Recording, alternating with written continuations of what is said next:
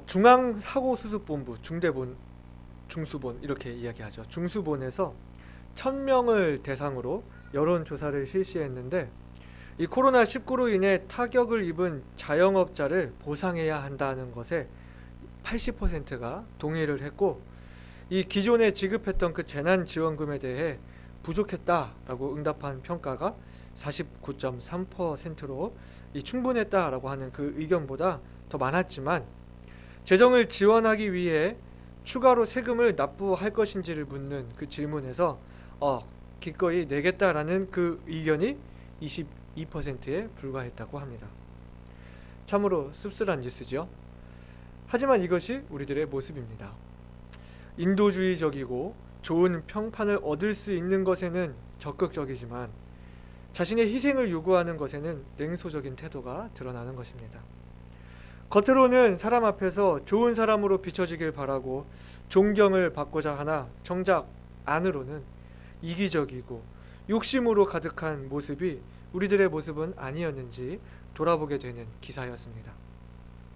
그만큼 우리가 얼마나 이 겉과 속이 다른지, 특별히 이 재물에 있어서 어떤 이중적인 마음들을 가지고 있는지 다시 한번 생각해 볼 필요가 있는 것 같습니다. 제가 지난 시간에는 옳지 않은 청지기의 비유를 함께 생각했습니다. 세상 사람들이 이 자기 시대에 있어서 얼마나 더 영악하고 지혜롭게 행하는지, 자기 이익을 위해서 얼마나 약삭빠르게 민첩하게 반응하는지를 보면서 그만큼 이 그리스도인들이 주님의 일에 있어서 더 지혜를 다하고 힘을 모아서 해야 한다는 것, 작은 일에 충성하며 이 한 주인만 섬겨야 한다는 것, 두 주인을 섬길 수 없다는 것, 그리고 재물이 하나님과 견줄 정도로 우상이 될 수 있다는 사실을 함께 생각했습니다. 오늘 본문에서는 그 이야기를 들은 바리새인들이 이 예수님의 말씀을 듣고 비웃었다고 하고 있는데요. 예수님은 그 말씀을 듣고 비웃었던 이 바리새인들의 마음을 아시고 너희 마음을 하나님께서 아시나니 사람 중에 높임을 받는 그것이 하나님 앞에 미움을 받는 것이라고 지적해주고 계시는 것입니다. 겉으로는 아주 고결하고 거룩한 것처럼 보이나 속으로는 탐욕과 교만이 가득한 이들의 마음을 지적하시는 오늘 말씀을 보면서 우리들의 마음은 과연 하나님 앞에 얼마나 정직한지, 그 누구도 아무것도 감출 수 없는 그 하나님 앞에서 우리의 마음은 어떠해야 하는지 너희 마음을 하나님께서 아시나니 하는 제목으로 함께 교훈을 나누기를 원합니다. 그렇다면 하나님은 우리의 어떤 마음들을 알고 계시는 것일까요? 먼저는 우리가 하나님의 말씀을 듣는 그 마음을 알고 계십니다. 예수님은 말씀하시기를 불의의 재물로 친구를 사기라. 너희가 하나님과 재물을 겸하여 섬길 수 없다. 재물이 목적이 되지 말고 수단이 되어야 한다. 이 하늘 창고에 보물을 쌓는 일에 그 재물을 도구로서 사용해야 한다라고 말씀하셨습니다. 그러나 바리새인들이 이 모든 말씀을 듣고 비웃었다고 말합니다. 그 이유는 이들이 돈을 좋아하는 자들이었기 때문이라고 합니다. 바리새인들은 하나님을 잘 섬기면 물질의 복을 누린다고 주장했습니다. 자신들이 현재 누리고 있는 물질적인 풍요가 자신이 율법의 규례들을 잘 지키며 하나님을 잘 섬겼기 때문에 라고 말을 하면서 사실은 하나님을 잘 섬긴 것이 아니라 물질을 추구하고 있었습니다. 그러니 하늘 창고에 보물을 쌓으라고 하는 그 말씀, 하나님과 재물이 서로 상반된 것이라고 하는 그 말씀이 우습게 들렸던 것입니다. 바리새인들은 자기들의 생각에 맞추어서 이 말씀을 해석했기 때문에 예수님께서 하시는 그 말씀을 진리로 받아들이지 않고 비웃었던 것입니다. 여러분, 정말 주님을 잘 섬기면 물질적인 축복을 받게 되는 것일까요? 오늘날에도 이러한 생각들이 많습니다. 소위 우리들이 많이들 갖는 생각들이 하나님께서 목회자들이 주님을 잘 섬기고 청렴한 삶을 사니까 이 목회자들의 자녀들을 축복한다 하는 그런 생각들이 있습니다. 하나님을 잘 섬기면 자녀가 잘 된다. 어느 목사님들의 자녀가 사업에 성공하고 어느 목사님의 자녀는 대기업에 들어갔고 이렇게 목회자의 자녀들이 성공하는 것이 하나님을 잘 섬겼기 때문에 하나님께서 축복해 주신 것이다 하는 그런 생각들을 우리가 갖고 있습니다. 여러분, 그러면 어떤 목회자의 자녀가 큰 부자가 되지 않았다면, 사업에 성공이 안 되고 사업이 잘 되지 않으면 목사님이 하나님을 잘 섬기지 않은 것인가요? 그렇게 말할 수는 없는 것이죠. 그렇죠. 기독교 서점에 가서 제가 상품들을 이제 사려고 가서 보면 액자들의 온갖 그 복을 받을 거라는 이야기들, 부를 누릴 거라는 그 구절들만 죄다 전시되어 있는 것들을 제가 많이 볼 수 있었는데요. 꼭 그 그리스도인들의 삶이 꼭 물질의 풍요로운 삶을 누리는 삶이어야 하는 것일까요? 우리들이 가지고 있는 많은 생각들이 하나님을 잘 섬기면 하나님이 물질의 풍요를 허락해 주실 것이라고 생각하고, 우리가 그런 것들을 구하고, 예수님을 믿으면 가정이 잘 되고 사업이 잘 되고 건강하다, 모든 것이 잘 된다, 다 잘 될 거라는 그런 식의 기복신앙들을 가지고 있는 것을 보게 됩니다. 그러니 재물과 하나님을 겸하여 섬길 수 없다, 돈을 사랑함이 일만하게 뿌리다, 모든 것을 버려두고 예수를 쫓아라, 이 예수 안에서 경건하게 살고자 하는 자는 핍박을 받는다, 고난을 당연한 것으로 여겨라 하는 이런 말씀들에는 의도적으로 귀를 닫게 되는 것입니다. 바리새인들이 자기 생각에 맞추어 말씀을 해석하고 자기 편한 대로 말씀을 걸러듣고 자기 좋은 대로 적용하니 결과적으로 하나님이신 예수님께서 지금 직접 귀에 들려주시는 이 말씀을 비웃는 현상이 생기게 되는 것입니다. 그러나 주님은 우리가 어떠한 태도로 말씀을 대하는지 아십니다. 우리가 주님의 말씀을 자기 마음대로 해석하는지, 이 경상도 사투리에 그런 말이 있더라고요. 쪼대로 듣는지, 달면 삼키고 쓰면 뱉는지, 아니면 주님 말씀을 진중하게 듣는지, 말씀을 듣고 순종하고자 하는지, 어떤 태도로 듣는지 다 알고 계시다는 것입니다. 우리 요한복음 6장 60절 61절에는 이렇게 말씀하고 있습니다. 제자 중 여럿이 듣고 말하되 이 말씀은 어렵도다, 누가 들을 수 있느냐 한데, 예수께서 스스로 제자들이 이 말씀에 대하여 수군거리는 줄 아시고 가라사대 이 말이 너희에게 걸림이 되느냐. 이 목사님께서 여러 번 인용하셨던 말씀인데요.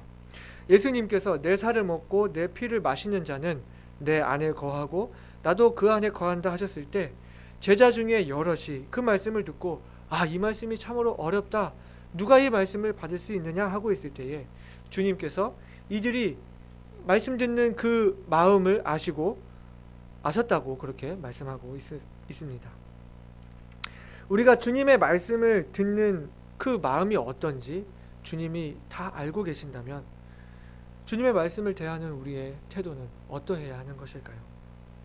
내가 듣고 싶은 말씀만 골라 듣고 나에게 유리할 것이라고 생각되는 쪽으로만 해석할 것이 아니라 이 말씀을 내게 주시는 하나님의 음성으로, 내 모습을 비추는 거울로, 삐뚤어진 내 삶의 방향을 바로 잡아주는 이정표로 받아들이고 내 삶을 그 말씀 앞에 조정하고자 하는 노력이 필요한 것입니다. 때로는 소화시키기 힘든 말씀도 내게 주시는 그런 말씀입니다. 내가 듣기에 달고 나에게 이게 좋겠다고 여기는 게 나에게 유리한 게 아니라 주님이 주시는 말씀 그대로 받아들이는 것이 결과적으로 나에게 유리한 것입니다. 몸에 좋은 건 쓰다고 하잖아요. 히브리서 4장 2절에서는 들은 바 말씀이 유익이 되지 못한 것은 듣는 자가 믿음을 화합지 아니함이라 말씀하셨습니다. 주님의 말씀을 들을 때 믿음으로 받아들이지 못하면 그 말씀이 유익이 되지 못한다고요.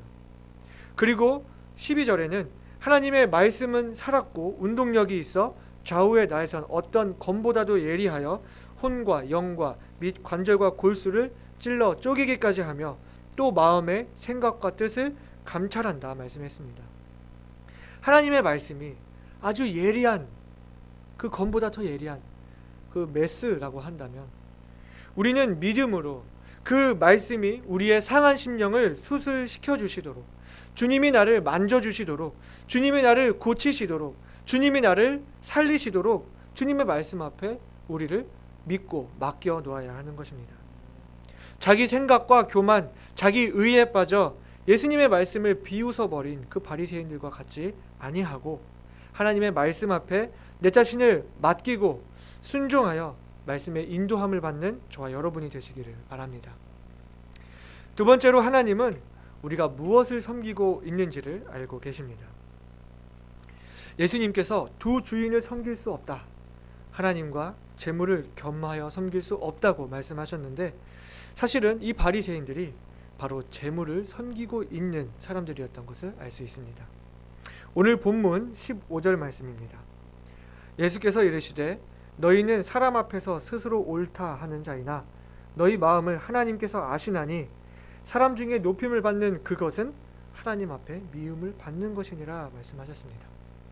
이 바리새인들은 돈을 섬기는 사람들, 이 돈이 우상인 사람들이었습니다.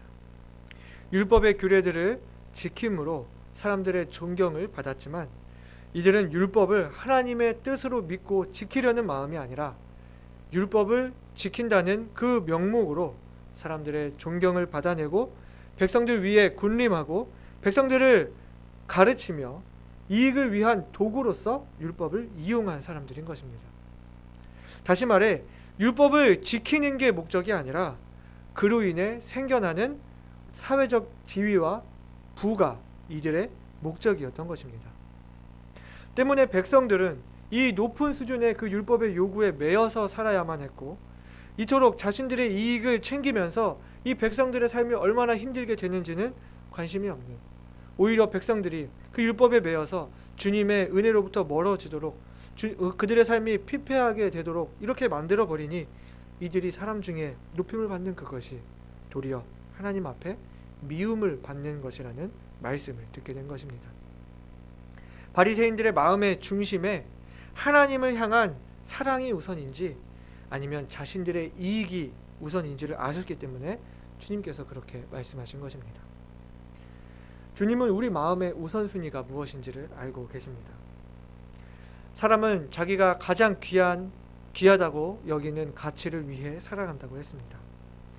우리가 가장 귀하다고 여기는 그 가치가 하나님이 아닌 다른 것이라면 우리는 하나님을 위하는 것이 아니라 그 가치를 위해 하나님을 이용하게 되어 있습니다.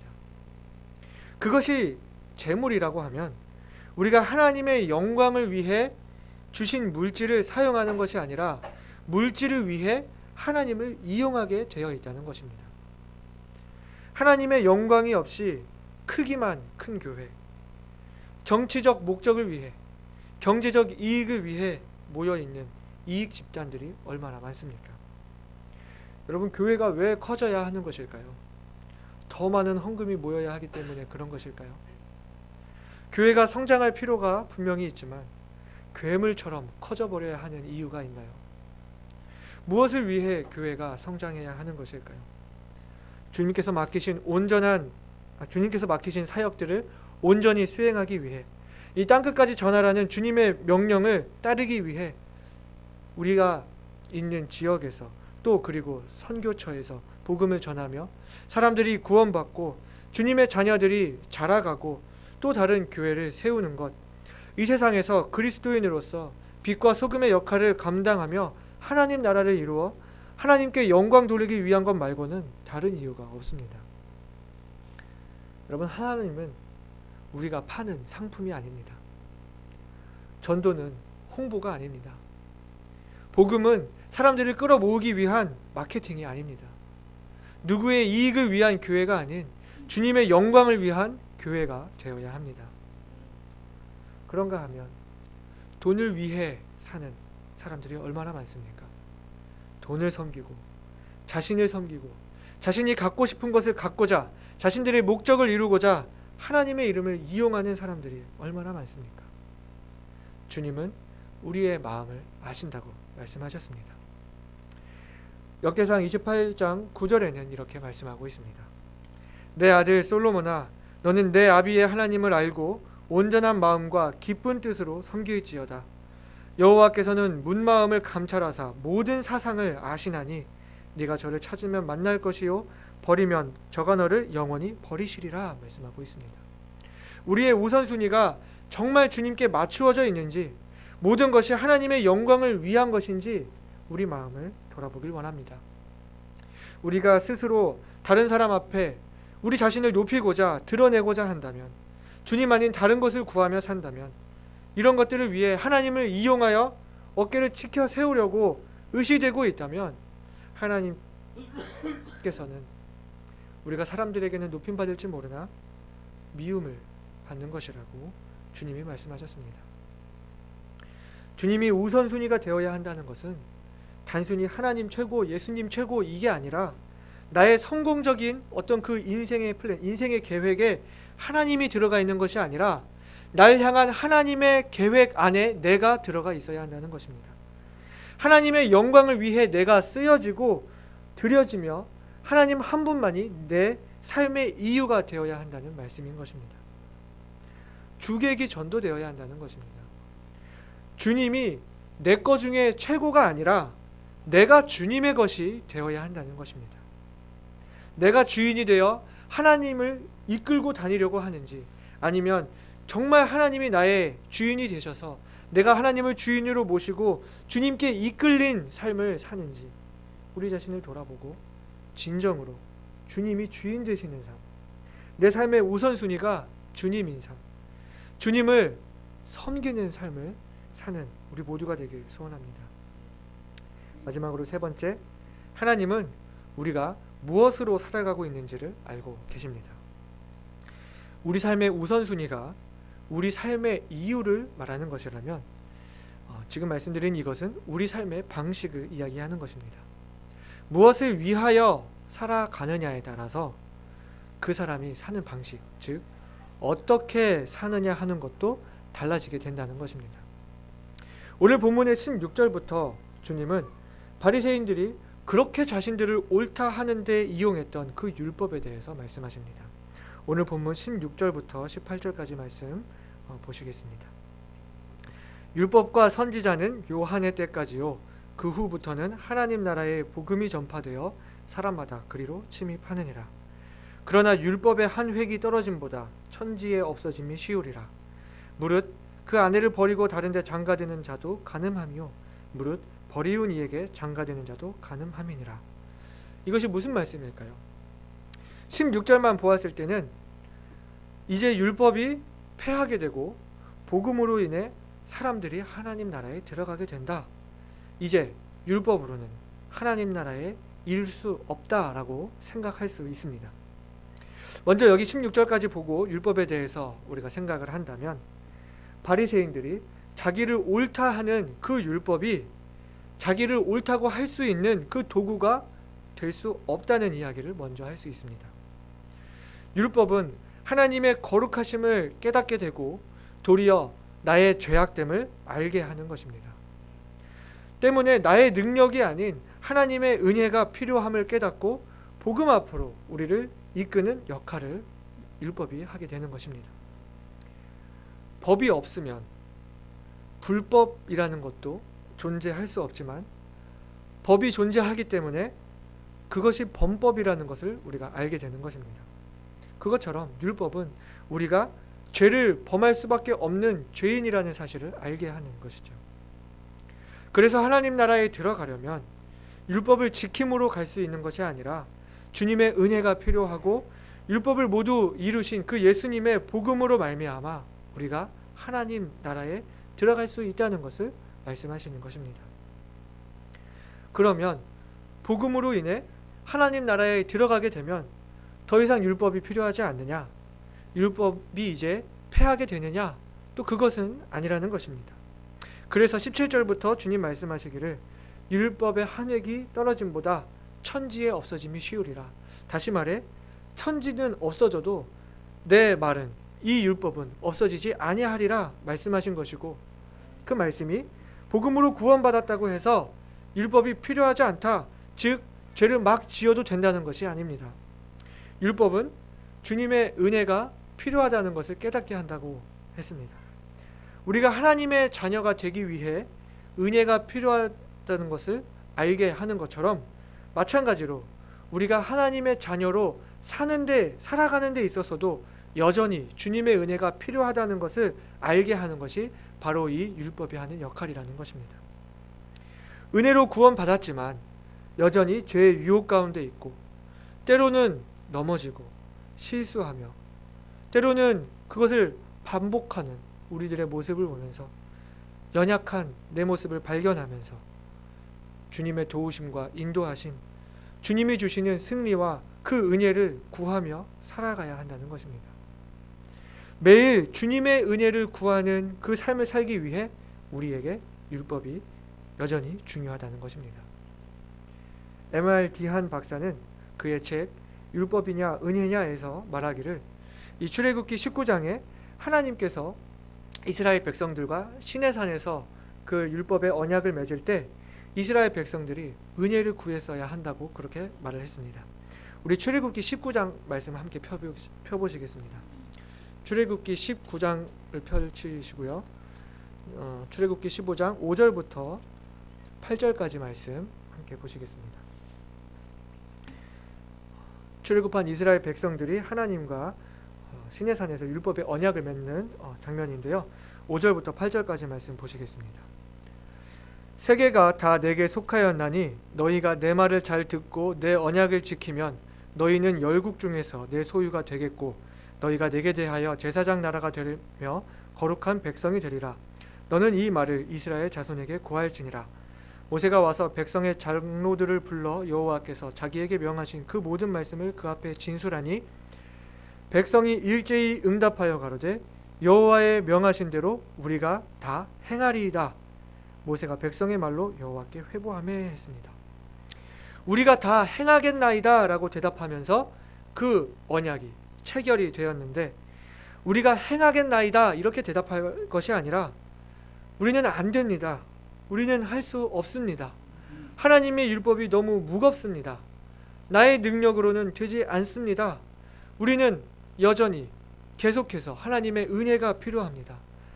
하나님의 은혜로 살아가게 하여 주시옵소서라고 대답했어야 했다라고 그렇게 말하고 있는 것입니다.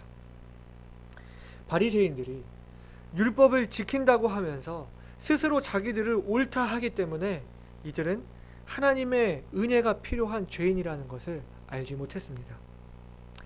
그렇다고 해서 이들이 율법을 정말로 사랑했던 것일까요? 그것도 아니라는 것을 알 수 있는데요.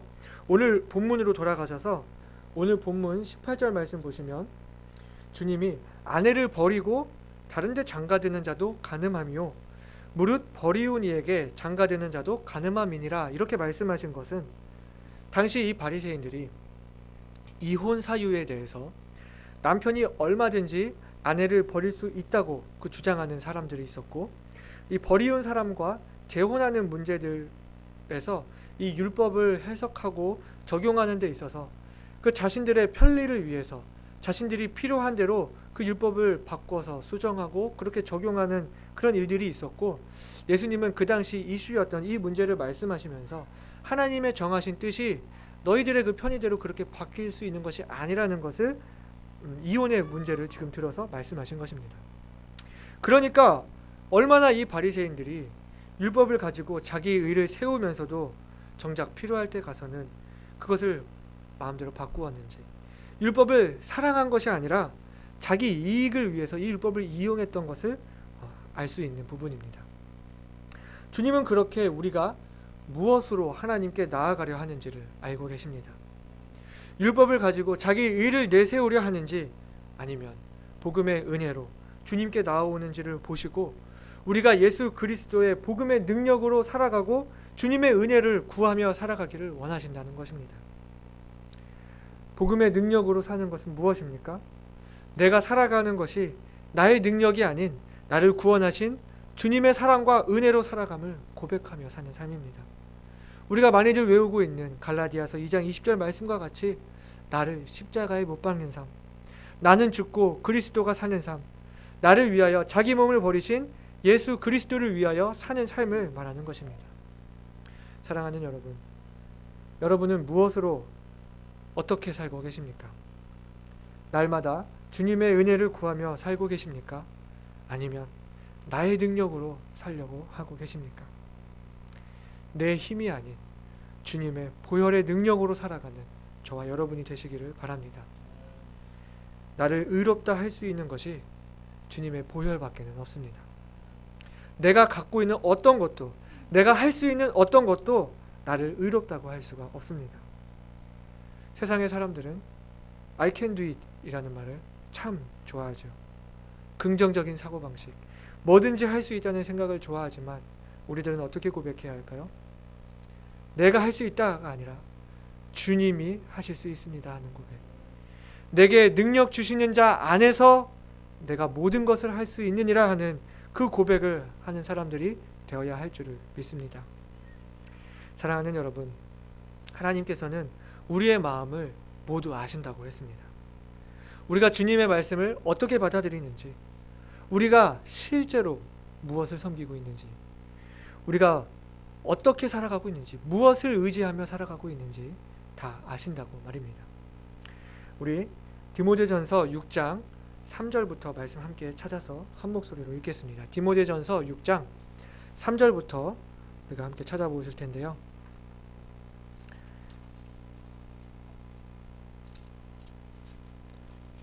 우리가 주님의 말씀을 주님의 말씀같이 받아들이지 않을 때 어떠한 일이 생겨나는지에 대해서 이 3절부터 5절까지 말씀 보시면은 알 수 있습니다. 3절부터 5절까지 먼저 함께 읽겠습니다. 누구든지 다른 교훈을 하며 바른 말 곧 우리 주 예수 그리스도의 말씀과 경건에 관한 교훈에 창념치 아니하면 저는 교만하여 아무것도 알지 못하고 변론과 언쟁을 좋아하는 자니 이로써 투기와 분쟁과 회방과 악한 생각이 나며 마음이 부패하여지고 진리를 잃어버려 경건을 이익의 재료로 생각하는 자들의 다툼이 일어나느니라 그랬습니다. 주님의 말씀을 말씀같이 받아들이지 않을 때 그 말씀 가지고 우리가 분쟁하게 되고 말씀을 말씀으로 안 받아들이고 오늘 우리 본문에 읽었던 그 바리새인들의 모습처럼 말씀을 비웃게 되고 경건을 이익의 재료로 생각하는 그런 자들이 일어난다 이렇게 말씀하고 있습니다. 우리의 우선순위가 어떻게 되어야 하는지, 우리가 주님을 어떻게 섬겨야 하는지에 대해서 우리가 6절부터 같이 또 읽겠습니다.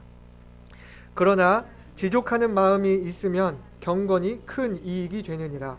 우리가 세상에 아무것도 가지고 온 것이 없음에 또한 아무것도 가지고 가지 못하리니 우리가 먹을 것과 입을 것이 있은즉 족한 줄로 알 것이니라.